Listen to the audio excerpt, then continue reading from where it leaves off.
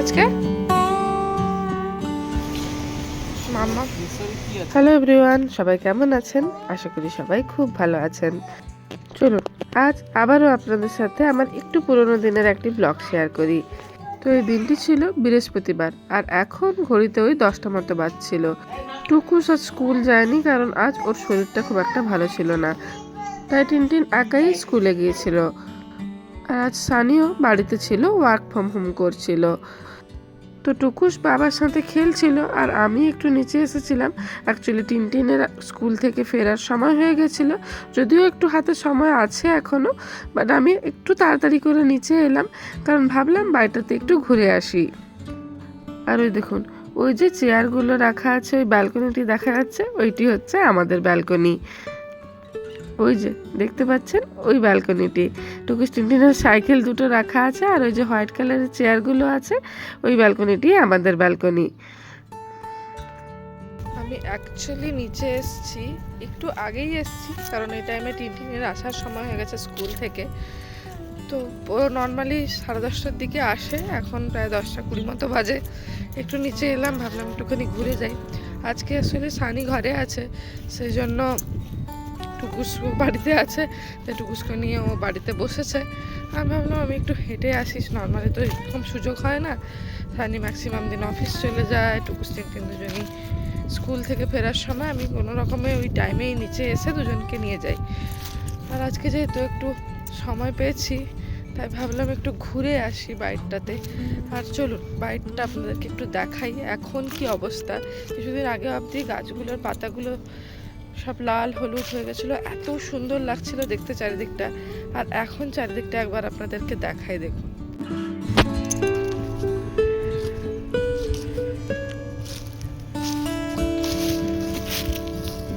এই দেখুন, সমস্ত গাছের পাতাগুলো পড়ে গেছে, আর ঠান্ডাও বেশ ভালো পড়ে গেছে অলরেডি।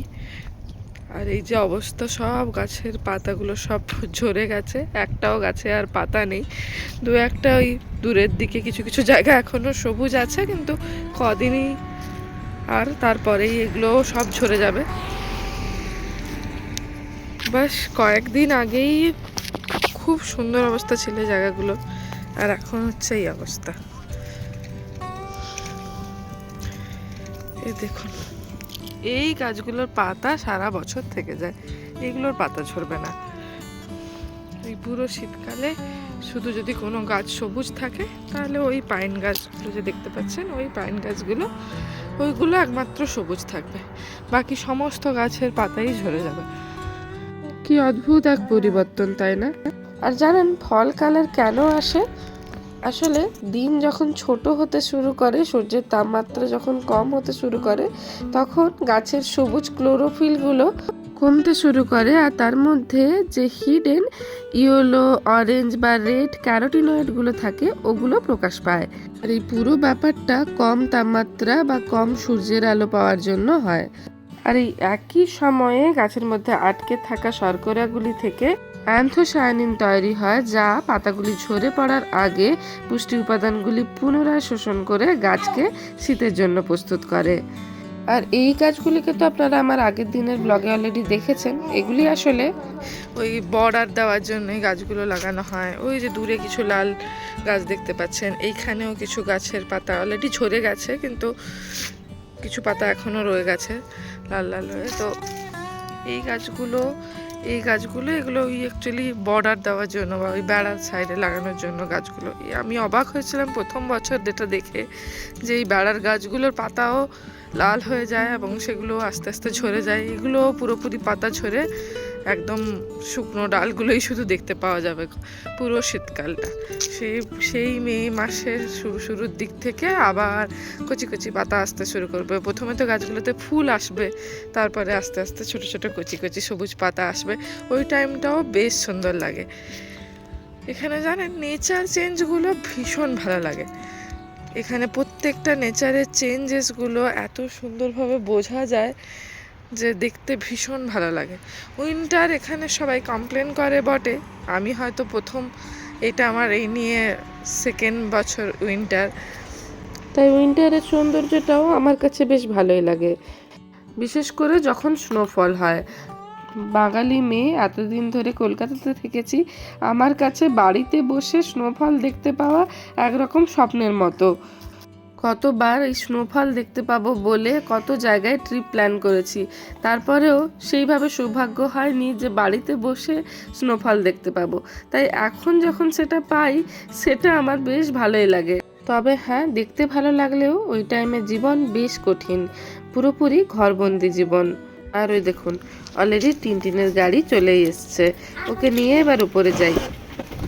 আসো বাবা, বলে আই এম ব্যাক, বলো বলো আই এম ব্যাক, বলো বলো হাই, বলো বলো হাই ফ্রেন্ডস, বলো হাই ফ্রেন্ডস। বলো আমি স্কুল থেকে ফিরে এসেছি, বলো আমি স্কুল থেকে কি করলে স্কুলে আজকে, কি করলে বলো? হ্যাঁ, উঠে দাও, উঠে দাও।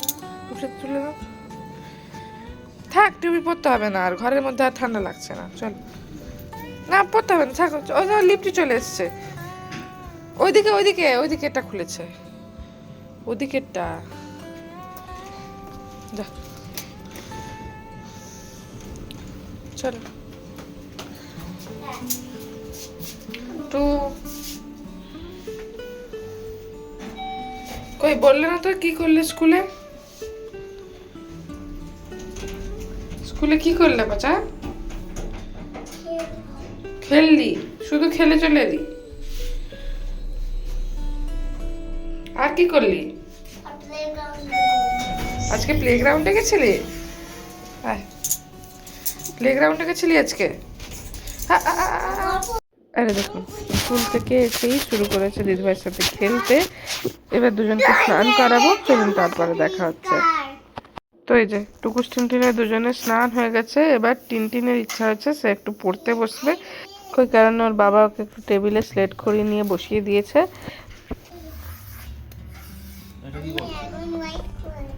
না হোয়াইট করতে বলা হয়েছে না, আমি ফিঙ্গার দিয়ে লিখবো। না ফিঙ্গার দিয়ে লিখো ফিঙ্গার দিয়ে লিখবো, ফিঙ্গার দিয়ে। ফিঙ্গার দিয়ে তো লিখলে ডাটি হয়ে যাবে ফিঙ্গার।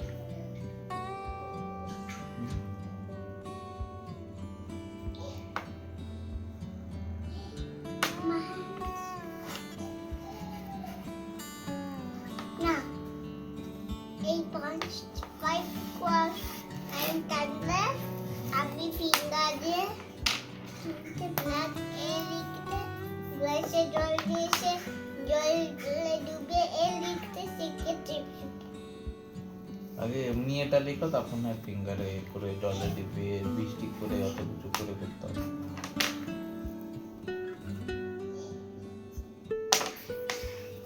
আমি কাবলাই না গো, ওয়েব লাইন না।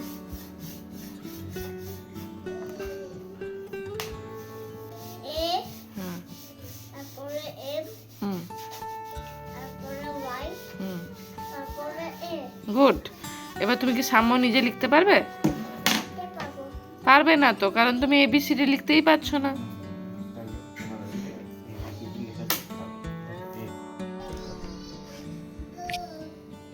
ওইদিকে দেখো,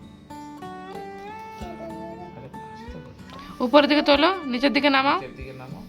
হ্যাঁ, মাঝখান থেকে কাটো। না, এত বড় নয়, ছোট। ঠিক আছে, বড় হলেও সব নেই, তুমি আঁকো এবার। এবার লেখো।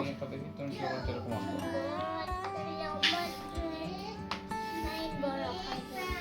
কিছু হলো?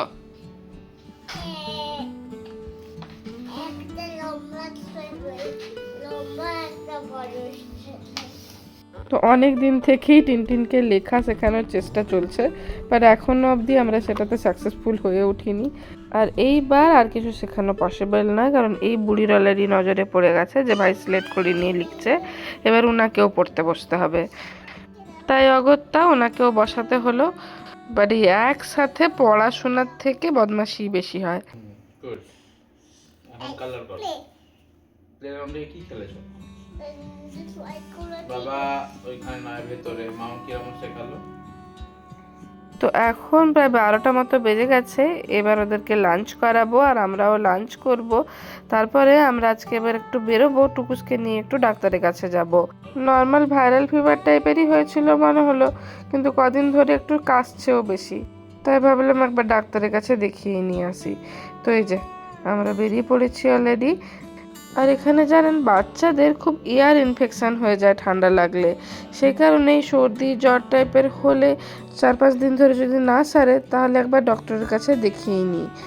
তো এই যে আমরা চলে এসেছি ডক্টরের কাছে, এখানে ওকে দেখিয়ে নিই, তারপর দেখা হচ্ছে। তো টুকুসকে দেখিয়ে নিয়ে চলে এসেছি আর এবার আমরা এসেছি কস্কোতে। আসলে যেখানে আমরা ডক্টর দেখাতে এসেছি ওখানে পাশাপাশিই একটি কস্কো ছিল। এই কস্কোটাতে নর্মালি আমরা আসি না, আমরা আমাদের বাড়ির পাশের কস্কোটিতে যাই, বাট এদিকে যেহেতু এসেই ছিলাম তাই ভাবলাম কস্কোতে যখন যাওয়ারই আছে তো এখানটাতেই চলে যাই।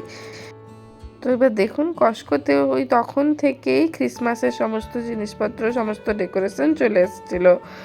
এখানে 1 বছর ধরে যা দেখেছি, ওই হ্যালোউইনের সময়টা চলে গেলেই হ্যালোউইনের পর থেকেই ক্রিসমাসের সমস্ত ডেকোরেশনগুলো সুপার মার্কেটগুলোতে চলে আসে।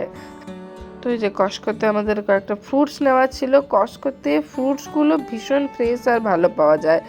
টুকুস টিনটিন ফ্রুটস খেতে ভীষণ ভালোবাসে আর আমরা এই কস্কো থেকেই ফ্রুটসগুলো নিই। আর এখানে দেখুন কাঁকড়া বিক্রি হচ্ছে এইভাবে, পুরোপুরি বয়েল করা আর বডিগুলোকে হাফ হাফ করে কেটেও দেওয়া। আর জানেন এই কস্কোতে বিভিন্ন ধরনের ফুড স্যাম্পেল টেস্টিং করায়। ধরুন কোনো কোম্পানি কোনো নতুন জিনিস লঞ্চ করেছে বা কিছু, তো সেগুলোর স্যাম্পেল টেস্টিং করায় কস্কোতে। আর টুকুস টিনটিন, বিশেষ করে টিনটিন, এই ধরনের স্যাম্পেল যখন টেস্ট করায় ওরা ভীষণ খুশি হয়ে যায়, কারণ খেতে পাবে। এখানে ওরকমই একটা স্যাম্পেল টেস্টিং করা ছিল, আমি ওটাই ওদেরকে খাওয়াচ্ছিলাম। এখানে অ্যাকচুয়ালি রাজমা চাওয়াল টেস্টিং করাচ্ছিল। এখন প্রচুর ইন্ডিয়ান ফুড কস্কোতে পাওয়া যাচ্ছে দেখছি। আর টুকুসের বদমাশিটি দেখেছেন? আর এই দেখুন এই প্রোডাক্টটি আমিও নতুন দেখলাম এই কস্কোতে, এই যে রয়্যাল ইন্ডিয়ান মিল থালি। পুরো ইন্ডিয়ান থালি পাওয়া যাচ্ছে কস্কোতে, তাও আবার ফ্রোজেন। তাছাড়াও দেখলাম সামোসাও পাওয়া যাচ্ছিল। অ্যাকচুয়ালি ইন্ডিয়ান মার্কেটগুলোতে আমরা ফ্রোজেন সিঙ্গাড়া পেয়েই যাই, বাট কস্কোতে খুব একটা দেখিনি। এখানকার এই কস্কোটিতে এসে দেখছি এরকম ইন্ডিয়ান থালি, সামোসা এসব পাওয়া যাচ্ছে। এখানে পাওয়া যাচ্ছে মানে আমাদের বাড়ির পাশেরটাতেও নিশ্চয়ই পাওয়া যাবে। আর এই দুটিকে দেখুন, এরা তো ফুড স্যাম্পেল টেস্ট করতেই ব্যস্ত। তো আমাদের কস্কোতে মোটামুটি যা নেওয়া হয়ে গেছে, এবার আমরা আস্তে আস্তে বেরিয়ে যাচ্ছি।